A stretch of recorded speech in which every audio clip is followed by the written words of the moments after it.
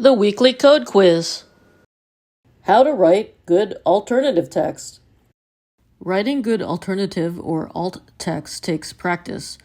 Alt text is meant to be descriptive, and the typical use case is someone who is visually impaired using a screen reader.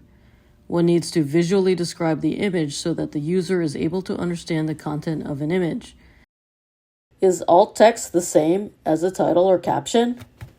In contrast, the title or caption is used to indicate the relevance of the image to the topic at hand.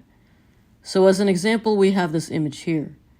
An example of alt text for this image would be a stonewall sculpture snaking around trees at the edge of a stream.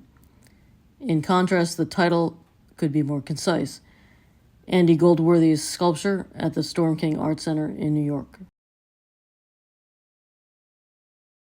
What would you write as the alt text for this image? Write it in the comments below. Presented by Designers Learn Code.